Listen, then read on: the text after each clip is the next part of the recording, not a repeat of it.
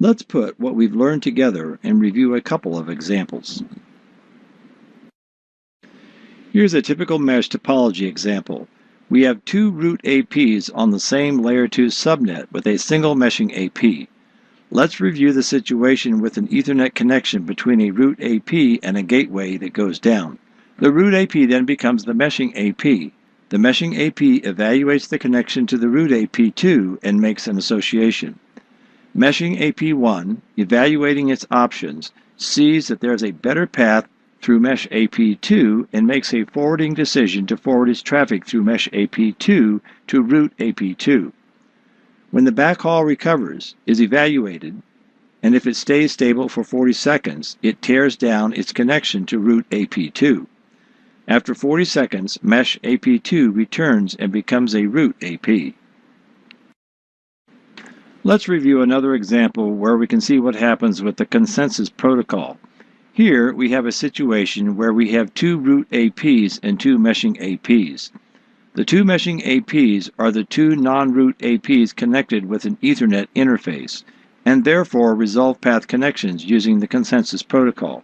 In this case, when the Ethernet link goes down, and has been down for a 30-second interval, the root AP relinquishes all its connections. All of its children begin looking for a new uplink. The mesh AP, the map, and the EMAP disassociate and go through the consensus. Let's review another example with a focus on the consensus protocol and what happens to maps and EMAPs when a link is broken. In this example, we have two root APs and two non-root APs. The two non-root APs are wired together and therefore are map and an EMAP. The root AP, after satisfying the 30-second timeout, breaks its network connections. All the children of root AP1 start looking for a new uplink. The map and EMAP disassociate and go through the consensus protocol. After evaluating the available links to R2, we see that the EMAP now becomes the map and the old map becomes the EMAP. The roles are reversed. Consider what happens when you add an Ethernet interface between two non-root APs. In this example, we have a root AP and two mesh APs. We connect an Ethernet cable between mesh AP1 and mesh AP2 that detect an Ethernet interface, but it does not have a direct gateway connection. Immediately, both APs enter the consensus protocol. Links are torn down, and after a short time, one AP becomes the map and the other AP becomes the EMAP. The AP with the best path selection becomes the map. Consider what happens when you take a map and connect it to the same layer 2 subnet as a root AP. Here we've connected the meshing AP to the same subnet as the root AP using an Ethernet cable. There are two cases. In this case, when the meshing AP detects the gateway, it disables the uplink. Root AP1 detects the meshing AP via Ethernet beacons and responds with a root message to mesh AP2. Mesh AP2 then disables its wireless uplink. After 40 seconds, mesh AP2 now turns into a root access point.